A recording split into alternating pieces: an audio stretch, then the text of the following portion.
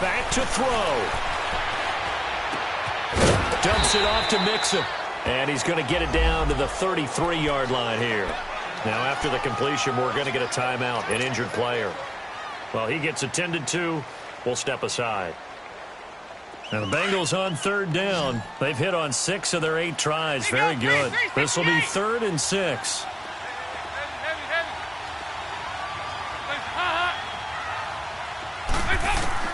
Back to throw. Flush to his right. This will be caught inside the 10. And down he goes, taking it inside the 10, just shy of the 5 at the 6. They're able to convert on third down, and that sets up a 1st and goal. The Saints going to call the first of their timeouts. That'll leave them with 2 remaining. We'll be back after this.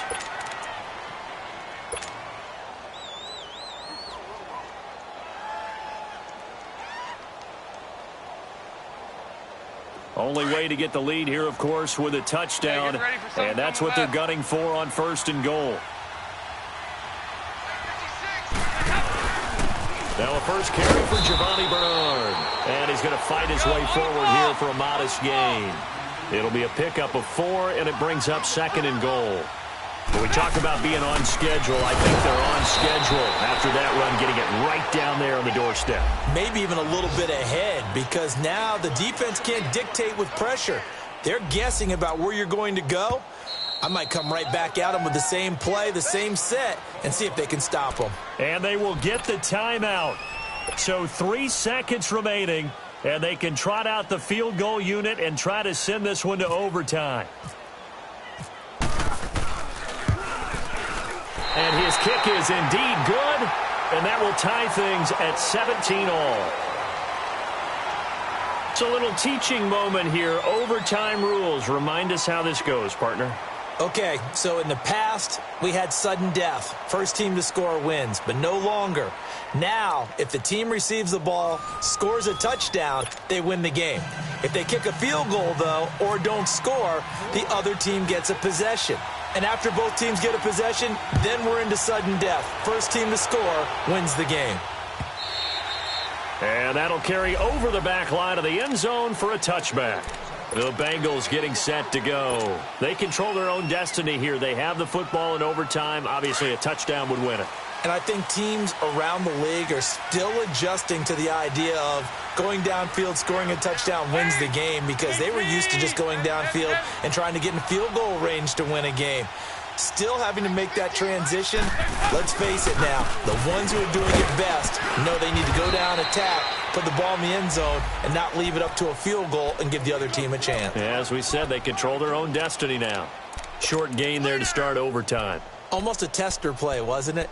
Wanted to see if the guys on defense were going to fit the gaps the correct way, because we're in overtime. So it's not just physical tiredness out there, right? Mentally, are you still doing what you're supposed to do? And they were up to the task on that play. And certainly fatigue on both sides of the football.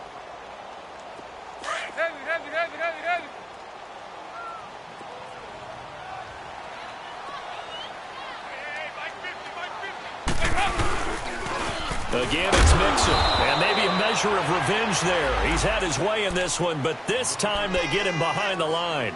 They'll lose a yard, and it brings up 3rd.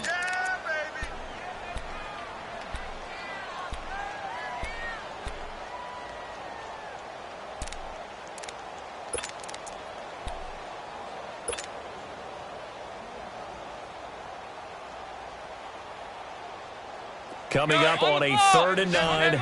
Opening drive of overtime as they look to convert.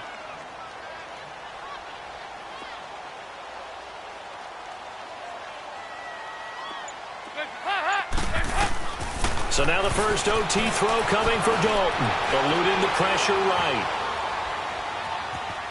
And incomplete. He had nowhere to throw, so he just tossed it away.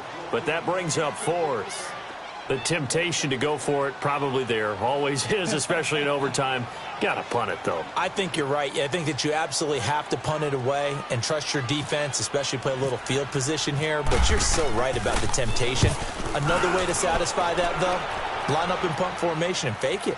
That's another way to get it done. Now it's Ginn.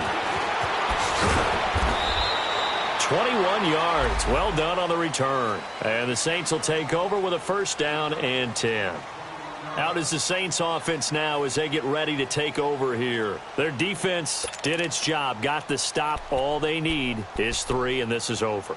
Couldn't have done much else other than score themselves and end it. But they turned it back over to them, and now all they need is a field goal to win the game. An excellent job by the defense. Can the offense finish things off? Part 1 is done. Now part 2. Now Breeze. He throws and he hits the slant route to Thomas. And he'll go down right around the 47 this time.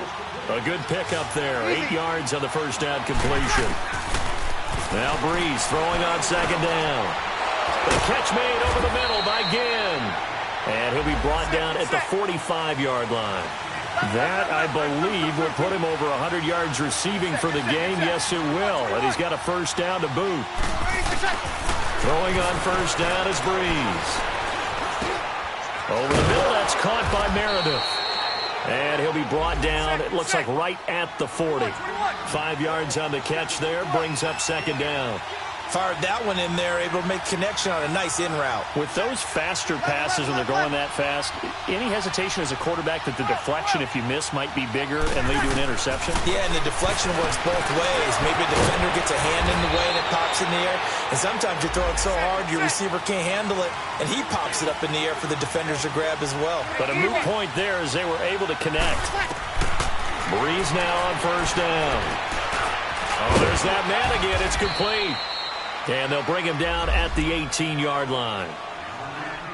2 minutes to go here in overtime. We'll be back after this. So 2nd and inches after that first down completion went just shy of the marker.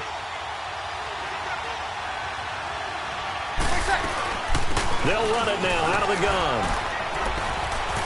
And now they're inside the 10 as he's brought down at the 9. It's an 8-yard pickup, and it leads to a first and goal. First down now, but the clock continues to move. To throw, it's Breeze. And he slides to avoid the hit. They were looking to throw, holding on the big right tackle. It's real simple, partner. Keep your hands inside in the chest area. You're probably okay. You get it out on the shoulders, get them wide. Usually going to pick up a holding call. After the penalty, it's Ingram. And he'll take this inside the 20 and down to the 18. Give him 2 yards on that one. 2nd and goal now. The Saints in the hurry up here. Clock continuing to roll. Breeze to throw on second down. That's going to be caught at the 10-yard line. Really nice gain on the completion. However, still 3rd and goal that they face now. They'll get to the line here, but remember, it's also 3rd down. They'll try and run. Ingram. And he'll actually lose a little bit of yardage here. Back to the 2. That'll make it 4th down after a loss of 1. Now, this feels like old-school football because this has turned into a good old-fashioned goal line stand. So on offense, what do you do now? Do you decide to run it or throw it if you go for it on 4th down? And now before this 4th and 2 play comes to fruition, they're going to think about it and call a timeout. And now the Bengals are going to call another timeout. They'll be down to just 1 remaining as we step aside here in overtime. And he got it. The kick is good in overtime. He's able to split the uprights. We thought this game would be a good one. It did not disappoint into overtime, and it took the field goal to win it. And we always pay lip service to how important it is to play defense.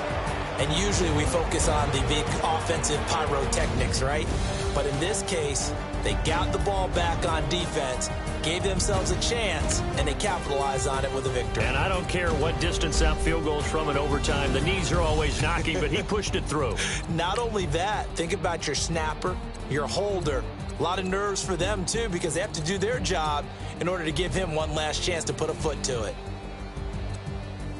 So for New Orleans, the win gets them back over 500 at 5-4 on the year. And they'll return home next week to take on the Philadelphia Eagles. Meanwhile, for Cincinnati, the loss will drop them to 6-3 now on the year. And they'll be on the road next week for a matchup with the Baltimore Ravens. I'm Brandon Gaudin. Certainly have to thank Charles Davis, my broadcast partner, and our entire crew. We'll catch you next time right here. It's the NFL on EA Sports.